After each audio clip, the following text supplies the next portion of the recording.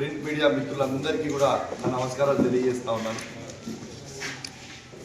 ఇవాళ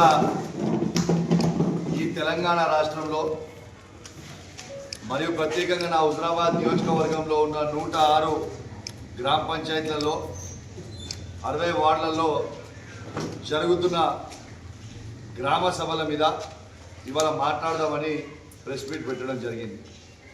ఇలా వాస్తవంగా చెప్పాలంటే నేను 3 మండలాలలో గ్రామ సభలలో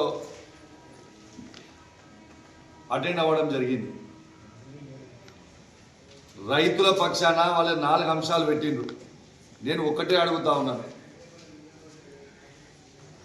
ఇవాళ ఇదే కాంగ్రెస్ పార్టీ పిసిసి ప్రెసిడెంట్ ఉన్న ఆనాడున్న రేవంత్ రెడ్డి గారు, ఆనాడున్న సిఎల్పిగా బట్టి విక్రమార్క గారు, మరియు వాళ్ళే ఇవాళ రేవంత్ రెడ్డి గారే ముఖ్యమంత్రి గారు, బట్టి విక్రమార్క గారు డిప్యూటీ ముఖ్యమంత్రి గారు. ఇలా నేను ఒక్కటే ప్రశ్న అడుగుతున్నా, ఇలా మీరు చెప్పినే కదా 100 రోజులలో 6 గ్యారెంటీలు మేము అమలు చేస్తామని చెప్పింది మీరే కదా, గుడిలల్లో సంతకాలు పెట్టి మరీ ఇచ్చింది మీరే కదా. ఇవాళ 4 పథకాలు మీరు లాంచ్ చేసేటి కూడా నేను ఒకటే అడుగుతున్నా, ఇవాళ కేసీఆర్ గారు రైతు బంధు కింద 10,000 రూపాయలే ఇస్తున్నారు. ఇవాళ నేనైతే రేపు అధికారంకి రాగానే 15,000 ఇస్తా అని చెప్పింది మీరే కదా. మరి ఇప్పటిదాకా మీరు అధికారానికి వచ్చి మీరు ప్రభుత్వంగా ఫామ్ అయిన సంవత్సరం నుంచి ఇవాళ దాకా రైతులకి రైతు భరోసా 1 రూపాయి ఎందుకు ఇయ్యలేదు అని నేను అడుగుతా ఉన్నాను. ఇవాళ ప్రతి రైతుకి ఎకరానికి 17,500 రూపాయలు బాకీ ప్రభుత్వం ఉన్నది. ఇవాళ రైతులకి మీరు 15,000 ఇస్తామని చెప్పి 12,000 రూపాయలే ఇస్తా ఉన్నారు. ఖచ్చితంగా బాకీ ఉన్న 17,500 ఇవ్వాల్సిందే, ప్లస్ ఇప్పుడు మళ్ళా 15,000 ఇవ్వాలి అని ఇలా రైతుల పక్షాన నేను డిమాండ్ చేయడం జరిగింది. నా హుజరాబాద్ నియోజకవర్గంలో రుణమాఫీ కేవలం 50% మాత్రమే అయింది, ఇంకా 50% కాలేదు. ఖచ్చితంగా మిగిలిన 50% రైతులకు కూడా మీరు రుణమాఫీ చెయ్యాలి అని నేను అడుగుతా ఉన్నాను. దీంతో పాటు వీళ్ళు ఇప్పుడు జరుగుతున్న గ్రామ సభలలో ప్రజలకి అబద్ధాలు చెప్పే ప్రయత్నం చేస్తూ ఉన్నారు. నిన్న చెల్లూరులేమో 306 మందికి అసలు అప్లికేషన్లు చేసినాయి, 1,297 ఉదాహరణ చెప్తున్నా చెల్లూరులో. దాంట్లో వాళ్ళు ప్రపోజల్ ఎలిజిబుల్ లిస్ట్ 900 పంపితే వాళ్ళు పంపింది 306. మరి 306 మంది కూడా మీరు లిస్టు చదివి ఇల్లు వస్తుందని అబద్ధాలు చెప్పే ప్రయత్నం చేస్తూ ఉన్నారు. ఇలా కమలాపూర్లో కూడా దాదాపు 3,000 మందికి అప్లికేషన్లు పెట్టుకుంటే 1,440 మందికి లిస్ట్ ఇచ్చిండ్రు. సైదాబాద్లో అదేవిధంగా సైదాబాద్లో కూడా 500-600 మంది అప్లికేషన్ పెట్టుకుంటే 200 చిల్లర ఇచ్చిండ్రు. మరి వీళ్ళందరికీ కూడా మీరు ఇండ్లు ఇస్తుండ్రా లేకపోతే ఉట్టి అర్హులను ప్రకటిస్తుర్రా?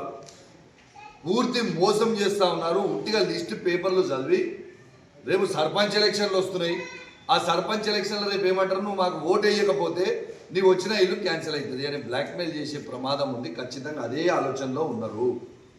ఎందుకు చెప్తున్నా అంటే ఇంత ఖచ్చితంగా హుజరాబాద్ నియోజకవర్గంకి ఇచ్చిన ఎంత 3,500 ఇల్లు ఇచ్చిండ్రు. మన ఉన్న ఎన్ని గ్రామ పంచాయతీలు? 106 గ్రామ పంచాయతీలు, 60 వార్డులు, అంటే 166. 3,500 డివైడెడ్ బై 166 చేస్తే ఎంత వస్తున్నాయి? ఊరికి వచ్చి 21 ఇల్లు మాత్రమే. మరి ఈ 21 ఇళ్ళుకి ఇచ్చుకుంటూ మరి ఇంత పెద్ద లిస్ట్ ఎందుకు చదివి మబ్బ పెడుతుర్రు అని అడుగుతా ఉన్నాను. ఇలా ఆత్మీయ భరోసా అని పెట్టి ఇలా భూమి లేని ప్రతి వ్యక్తికి 12,000 మేము ఇస్తాము అని చెప్పి వాళ్ళే లిస్టులు చదువుతురు. చెల్లూరులో ఇవాళ కమలాపూర్లో 657 మందికి భూమి లేదు. మరి చెల్లూరులో నిన్న చదివారు 257 మందికి భూమి లేదు. నిన్న సైదాబాద్లో 50 మందికి భూమి లేదని మీరే అధికారికంగా చదివారు. మరి భూమి లేని వాళ్ళకి మీరే అధికారికంగా చదివి మరి వాళ్ళకి ఎందుకు మీరు ఆత్మీయ భరోసా అనేది 12,000 రూపాయలు ఇస్తలేరు అనేది జవాబు చెప్పండి అని నేను అడుగుతా ఉన్నాను. నేను అడిగిన దాంట్లో ఏమాత్రమైనా తప్పు ఉన్నదా ఒకసారి ఆలోచన చేయండి. ఇలా రైతులకి రైతు భరోసా ఇవ్వమంటున్నాం, ఇలా రైతులకి పూర్తిగా రుణమాఫీ చేయమని అడుగుతున్నాం, పేదవాళ్ళకి ఇవాళ ఇల్లు కట్టేయమని అడుగుతా ఉన్నాం, ఇవాళ భూమి లేని వాళ్ళందరికీ కూడా ఆత్మీయ భరోసా కింద 12,000 ఇవ్వమని నేను అడుగుతా ఉన్నాను. ఇలా మహిళలకి 2,500 రూపాయలు 100 రోజుల లోపల ఇస్తామని చెప్పిండ్రు, ఆ 2,500 రూపాయలు ఇవ్వమని అడుగుతా ఉన్నాం. తాతలకి అవ్వలకి 4,000 రూపాయలు పెన్షన్ చేస్తామన్నారు, ఆ 4,000 రూపాయలు వెంటనే ఇవ్వమని అడుగుతా ఉన్నాం. వికలాంగులకి 6,000 రూపాయల పెన్షన్ ఇస్తా అన్నారు, 6,000 రూపాయలు వెంటనే ఇవ్వమని అడుగుతా ఉన్నాం. అక్కా చెల్లెలకి పెళ్లి చేసుకున్న బిడ్డలకి కేసీఆర్ గారు ఇచ్చిన 1,116 రూపాయలతోని తులం బంగారం ఇవ్వమని అడుగుతా ఉన్నాడు. మీరు ప్రామిస్ చేసి కేసీఆర్ కిట్ని కంటిన్యూ చేయమంటున్నా, మగబిడ్డ పుడితే 12,000 ఇవ్వమంటున్నా, ఆడబిడ్డ పుడితే 13,000 ఇవ్వమంటున్నా, న్యూట్రిషన్ కిట్ కంటిన్యూ చేయమంటున్నా, కంటి వెలుగుని కంటిన్యూ చేయమంటున్నా. నేను చేసేది ఏమైనా తప్పుందా? ప్రజల పక్షాన నిలబడి గట్టిగా అడుగుతా ఉంటే సమాధానం చెప్పలేక దాడులు చేస్తామంటున్నారు, కేసులు పెడతామంటున్నారు. కానీ వాళ్ళ కేసులకి దాడులకి భయపడే వ్యక్తి కౌశిక్ రెడ్డి కాదు బాబు, గుర్తుపెట్టుకోలేదు. నేను అడిగేది ఏంది, ఇలా నేను అడిగింది ఏంది అక్కడ ఇలా కమలాపూర్లో నేను అడిగింది రైతు భరోసా. మీరు ఇయ్యి 1,440 మందికి మీరు ఇండ్లు ఇస్తామంటున్నారు కమలాపూర్లో. మరి ఇస్తారా? ఈయన కేవలం అలాట్మెంట్ 3,500 ఇస్తారని చెప్పారు. మరి 21 ఇండ్లే వస్తాయి కదా ఇక్కడ. మరి 1,440 మందికి చెప్పి ఎందుకు మబ్బ పెడుతురని అడిగిన. 657 మందికి భూమిలు లేవు, మీరే చెప్పారు గుంట భూమి లేదు. వాళ్ళకి ఎందుకు ఆత్మీయ భరోసా? మీరు అసలు కాంగ్రెస్ పార్టీలు ఉన్నోళ్ళు వాళ్ళు అధికార పక్షం అనుకుంటుర్రా ప్రతిపక్షం అనుకుంటుర్రా నాకు అర్థమైతే లేదు. ఇంకా వాళ్ళ ప్రభుత్వం నడుస్తుంది, వాళ్ళే ప్రశ్నించుకుంటారు, వాళ్ళ సభని వాళ్ళే గందరగోళంగా సృష్టించుకుంటారు. ఇది ఏం పద్ధతి అని అడుగుతాం. సరే, కొందరు ఏమంటారు, కొందరు న్యూస్ ఛానళ్ళలో చాలా తప్పేస్తాం. టమాటాలు దాడి చేసిరు, రాళ్ళ దాడి, మన గుడ్లతో దాడి చేసిరని ఇస్తా ఉన్నారు. నా మీద ఎవరు దాడి చేయలేదు, నేను ఉన్నంతసేపు ఎవరు మాట్లాడలేదు. నేను వేయిన తర్వాత ఆడ అధికారుల మీద ఏమన్నా వేసుకున్నారో నాకు తెలియదు. నా మీద అయితే ఎవరు ఏం దాడి చేయలేదు. ఆ అధికారుల మీద వేసే గుడ్లు కానివ్వండి, ఇలా అధికారుల మీద వేసిన టమాటాలు కానివ్వండి, ఇలా వేస్ట్ ఎందుకు చేస్తుర్రా? పేదోళ్ళకి చాలా మంది తినలేక ఇబ్బంది పడతా ఉన్నారు, వాళ్ళకి మంచిగా గుడ్లు టమాటాలు మంచిగా ఉంటాయి కదా, ఎందుకు దాన్ని వేస్ట్ చేస్తున్నారు అని అడుగుతున్నా. ఈ దాడిని చేసుకొని ఇది ఏం చేస్తున్నారు? అధికారులు పాపము మీ పక్షాన నిలబడి ఉంటే అధికారుల మీద దాడి చేస్తారా? ఇది ఎంతవరకు కరెక్ట్ అని నేను అడుగుతాను. ఇలా ఖచ్చితంగా కమలాపూర్లో నిలదీసి మీరు ఇచ్చేది పూర్తి అబద్ధం. ఇలా నేను ప్రెస్ మీట్ కూడా పెట్టింది, ఎందుకంటే అన్ని మీడియా ఛానల్, ప్రముఖ మీడియా ఛానల్లో ప్రతి ఛానల్లో నా మీద ఏదో దాడి చేసిరు, నా మీద ఎందుకు దాడి చేస్తారు బాస్?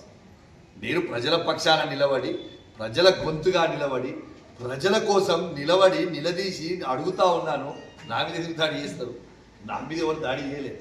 వాళ్ళ అధికారుల మీద వాళ్ళు దాడి చేసుకున్నారని చెప్పే క్లారిటీ మీకు ఇద్దామనే ఉద్దేశం. మీరు ఏ ఒక్క విజువల్లో చూడండి, ఒక్క విజువల్లో కూడా నా మీద దాడి చేసినట్టు లేదు. అయినా ఆ అధికారుల మీద దాడి చేసిన ఆ గుడ్లైనా టమాటాలైనా ప్రజలకు మంచిది, వేస్ట్ చేయకూడదు. ముందే పిరమైనవి పరిశాన్ చేస్తున్నారు. మీరంతా ప్రజలకి పిరమైన పని చేయకుండా మీరు ఏం చేస్తారో చెయ్యరు ప్రజలకు తప్పితే ఈ దాడిలకి మీ తుపాకీ కేసులకి ఎవరు భయపడేటోళ్ళు లేడని చెప్పి మాత్రం గంట పదంగా చెప్తా ఉన్నా అని చెప్పి కూడా ఈ సందర్భంగా తెలియజేస్తా ఉన్నాను. రెండోది, నిజంగానే మేము దాడి చేయదలుచుకుంటే కమలాపూర్లో మేము 100,000 మంది ఉంటాము, వాళ్ళు చిటుకుమని 10-20 మంది లేదు. నిజంగా నేను చేయాలనుకుంటే వాళ్ళు ఒక్కడైనా మిగులుతారా బాస్? లేదు బాస్. ఇది అయినా నేను ఇది వచ్చింది ప్రజల కోసం ప్రశ్నించడానికి, యుద్ధాలకి దాడులకు రాలేదు. ప్రజలకి మీరు ఇయ్యర్రి, అందుబాటు ఇయ్యరు. ఎలా ఏ గ్రామ సభలమైనా ఒక్కటైనా మీరు అందరు మీడియా పోతారు, ఒక్క గ్రామ సభ ప్రశాంతంగా అయిందా ఈ హుజరాబాద్ నియోజకవర్గం? ఈ రాష్ట్రంలో అయిందా? ఒక్కసారి మీ అందరూ కూడా ఆలోచించుకోవాలా, ఏ విధంగా ఈ ప్రభుత్వం ప్రవర్తిస్తుంది అనేది ఆలోచించుకోవాలని చెప్పి సందర్భంగా తెలియజేస్తూ సెలవు తీసుకుంటా ఉన్నాను. జై తెలంగాణ, జై కేసీఆర్.